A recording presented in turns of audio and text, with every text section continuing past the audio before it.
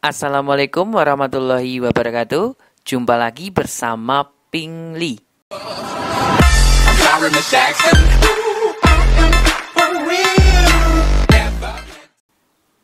Pada video kali ini saya akan membahas tentang SKB untuk guru SD.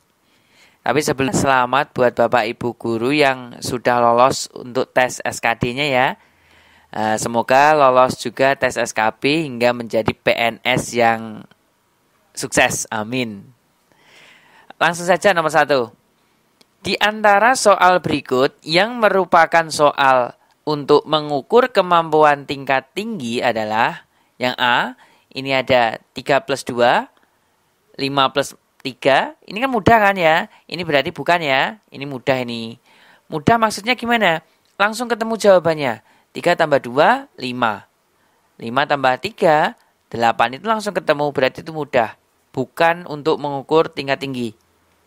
Yang B, Arsya sekarang berumur 9 tahun. Berapa umur Arsya 5 tahun yang akan datang? Berarti ini juga sama, langsung ketemu nanti. Arsya 5 tahun yang akan datang tinggal dijumlah saja dengan 5. Berarti kan 14. Berarti bukan ya. Lanjut.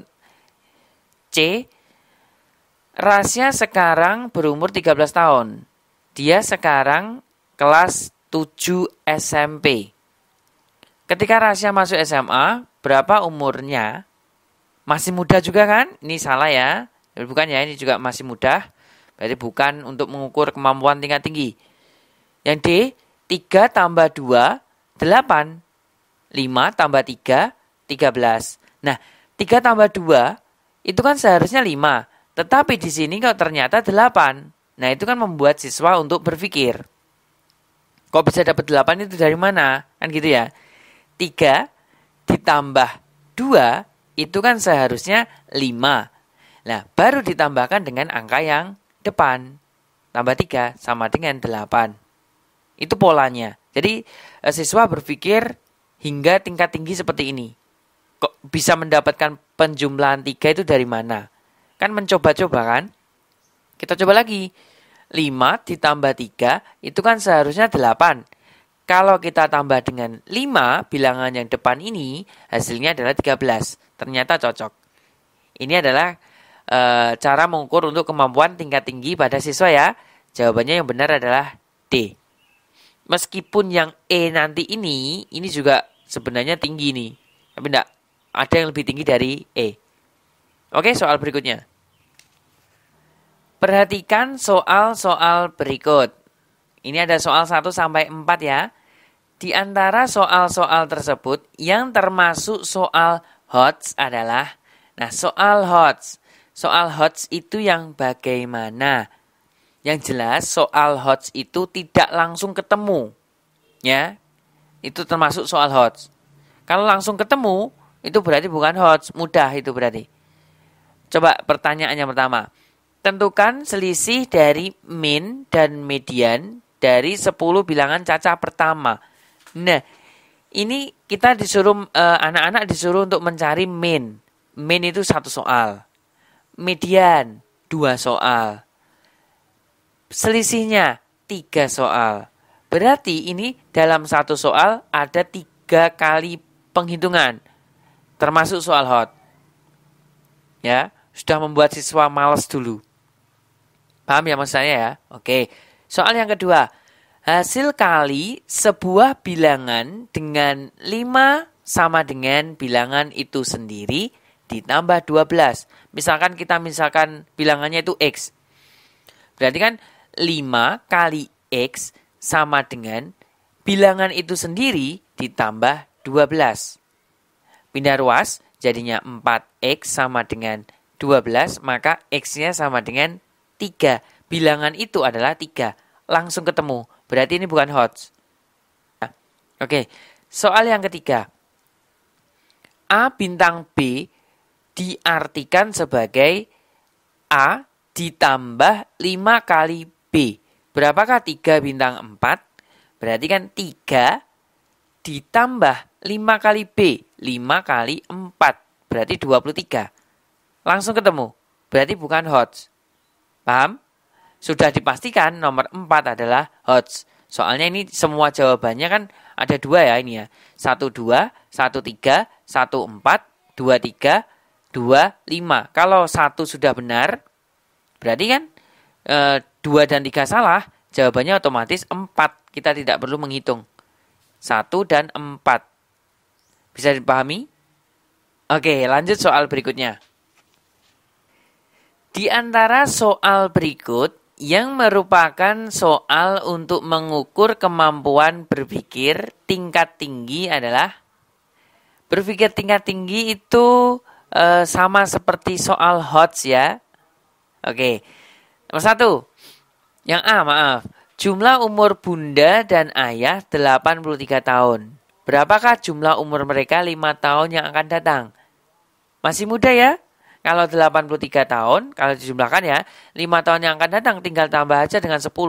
Berarti kan 93 tahun. Jadi ini bukan soal untuk mengukur tingkat tinggi.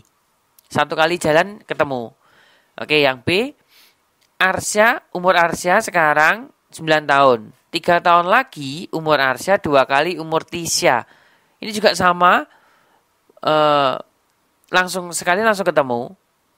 Jadi bukan untuk mengukur tingkat tinggi. Juga bukan ini. Yang C. Rasya sekarang berumur 13 tahun. 5 tahun mendatang umur Rasya 1,5 kali umur Arya. Berapakah umur Arya? Itu sama halnya dengan soal ini. Belum. Yang D. Jumlah umur Dika dan umur Kenza sama dengan 19 tahun. Nah ini. Kalau mereka dijumlahkan adalah 19 tahun. Sedangkan selisih 17 tahun. Berapakah umur Kenza 3 tahun mendatang? Bagaimana ini? Oke, ini adalah termasuk soal kemampuan tingkat tinggi. Kenapa seperti itu? Kita harus mencari dulu umur Dika sama umur Kenza. Dengan metode tertentu. Yang harus dicari oleh siswa. Tentunya dengan metode entah eliminasi substitusi, entah substitusi saja, entah eliminasi saja. Ya, yang jelas tidak contohnya loh ya. Nah, metode itu yang membuat siswa berpikir tingkat tinggi. Harus menggunakan metode apa gitu. Ya. Jadi setelah ketemu Dika dengan Kenza, mereka harus berpikir lagi. Yang ditanyakan Kenza 3 tahun yang akan datang, ditambahkan dengan 3. Gitu. Jadi ini termasuk soal untuk berpikir tingkat tinggi. Jadi jawabannya adalah D. Itu menurut saya ya, seperti itu. Oke, lanjut soal berikutnya.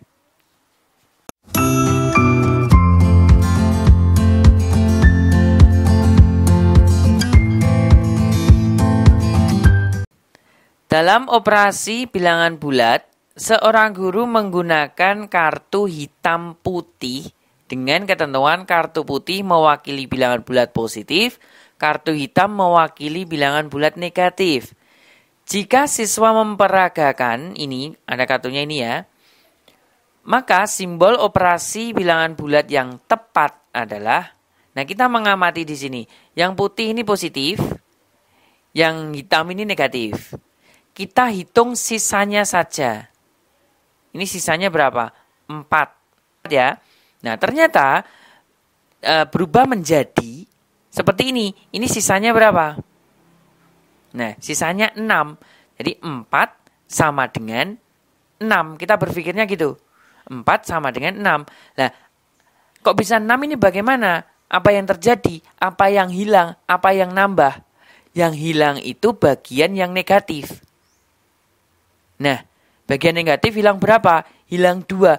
Diambil 2. Diambil itu artinya dikurangi. Dikurangi bagian yang negatif.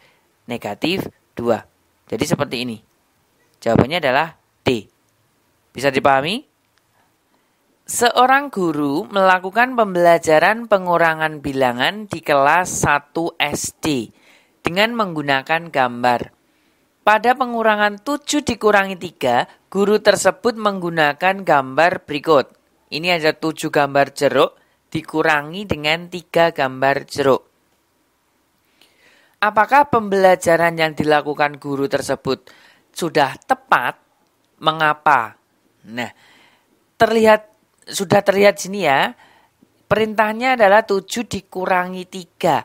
Kalau penggambarannya seperti ini, itu sudah kesalahan. Salah itu. Ya, yang namanya pengurangan itu tidak memunculkan gambar baru.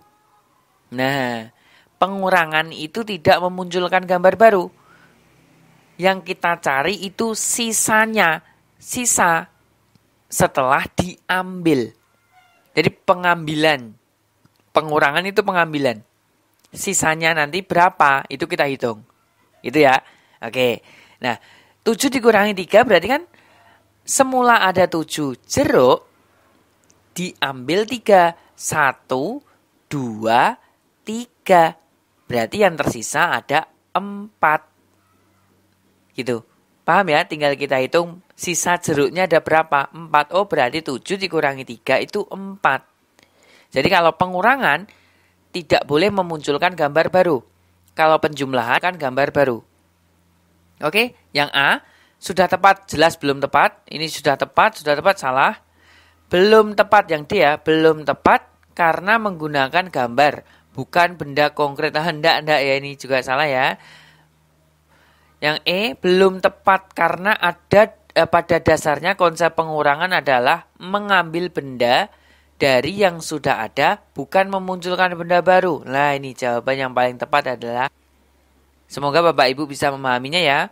Oke, soal berikutnya.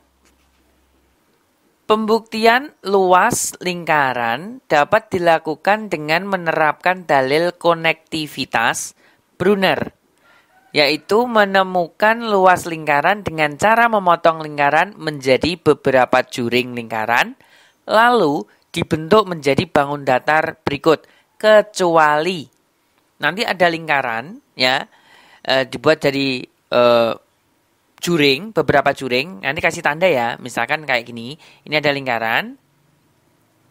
Nah, ini kita buat juring seperti ini.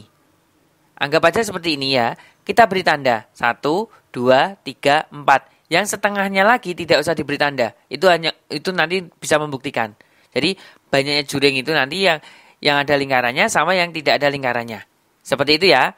Silakan dipahami gambarnya. Yang pertama, persegi panjang. Bisa diamati gambarnya ya. Oke? Berarti bisa ya persegi panjang ya. Lanjut. Bisa berarti persegi panjang. Yang kedua, segitiga. Bagaimana? Sudah diamati? Bisa ya? Oke, bisa. Yang ketiga, trapesium. Trapesium, coba ini. Bisa ya? Hitung itu juring lingkarannya sama juring yang kosong. Oke, bisa ya? Oke. Yang D, jajar genjang. Jangan lupa untuk dihitung juring lingkaran sama juring kosongnya. Ada ya? Bisa ya? Oke, yang tidak bisa adalah layang-layang. Soalnya dia tidak mempunyai bentuk yang simetris. Gitu. Misalkan layang-layang gini. Nah, yang satunya panjang seperti ini. Kan tidak simetris ini. Gitu ya, antara atas dengan bawah tidak simetris. Jadi tidak bisa dibuat untuk pembuktian luas lingkaran. Bisa dipahami ya? Oke, lanjut soal berikutnya.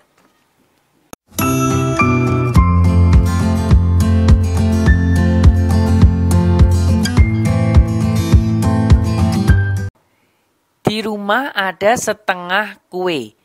Kue tersebut dibagi adil untuk ayah, ibu, kakak, dan adik. Ibu hanya memakan setengah dari kue bagiannya. Sisa kue ibu diberikan kepada kakak. Bagian kue yang diterima kakak adalah, jadi semuanya ini mendapatkan bagian yang sama ya. Ayah, ibu, kakak, adik, semuanya sama ya. Kita cari dulu. Ibu itu mendapatkan berapa? Kan ini sama, semuanya sama. Saya saya hitung ibu aja nggak apa-apa. Tadinya kan ada setengah.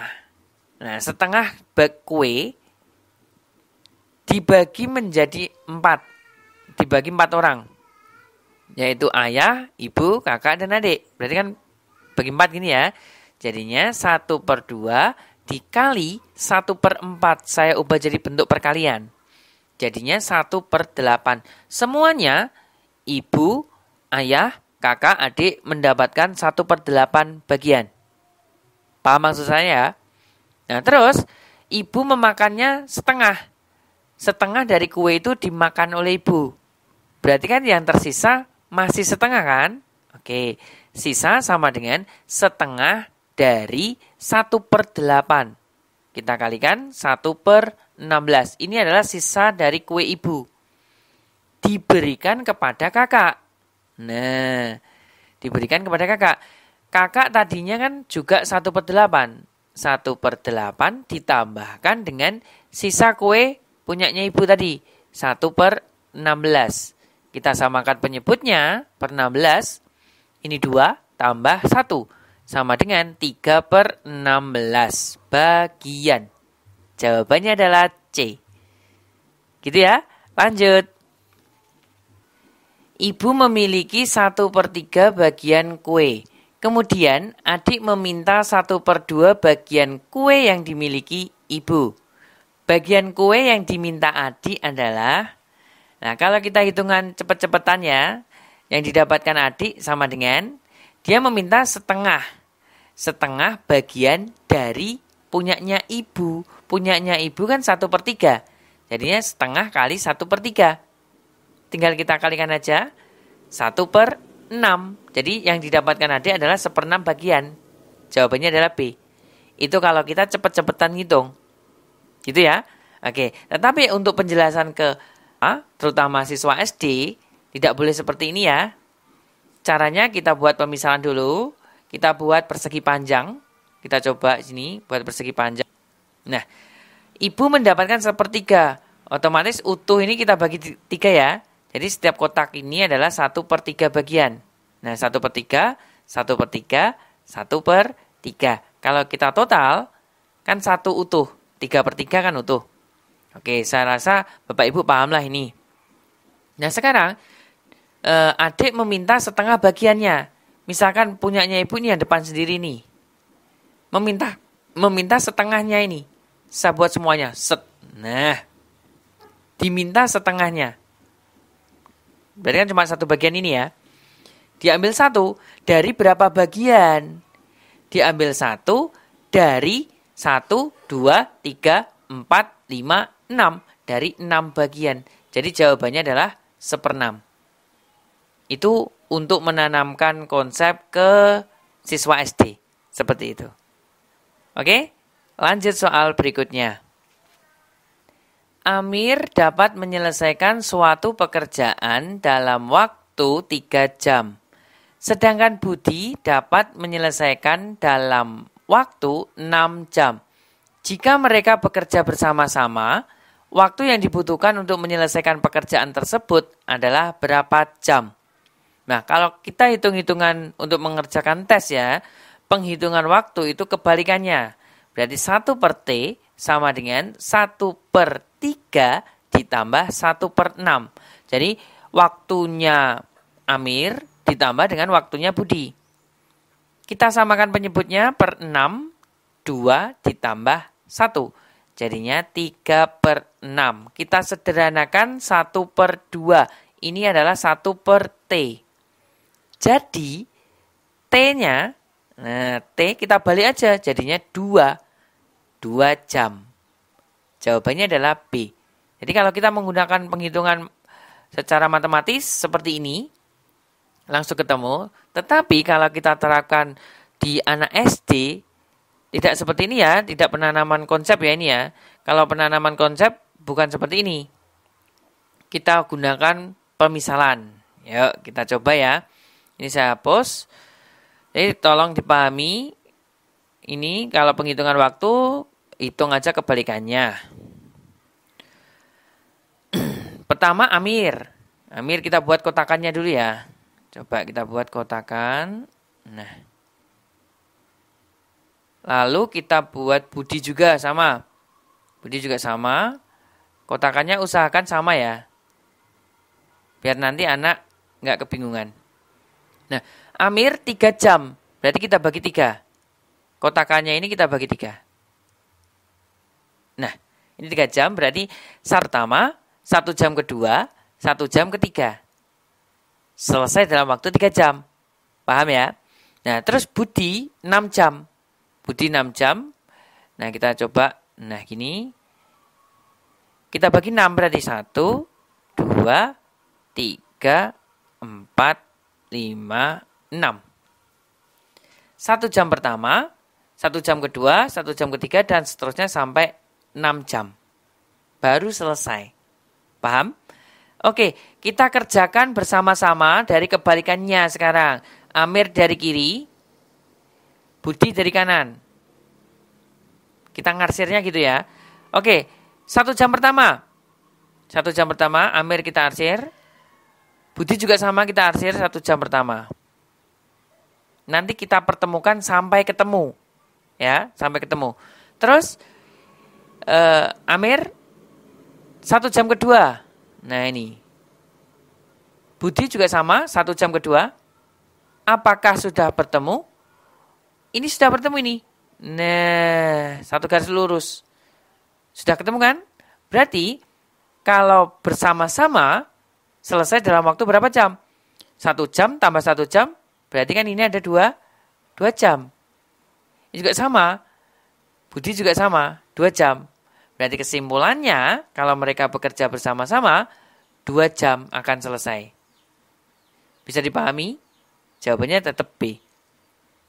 Gitu ya. Semoga bisa memahami penjelasan dari Pingli. Jika ada kesalahan, mohon dimaafkan. Silahkan diralat di kolom komentar ya. Ralat dengan kata-kata yang bijak, kata-kata yang bagus pokoknya. Insya Allah saya publis nanti. Oke. Jika ada kekurangan, pokoknya Pingli minta maaf. Jangan lupa subscribe channel Pingli dan follow Instagram Pingli. Semoga teman-teman semua bisa lolos tes SKB menjadi PNS yang bijaksana. Amin. Ketemu lagi di video SKB berikutnya. Terima kasih.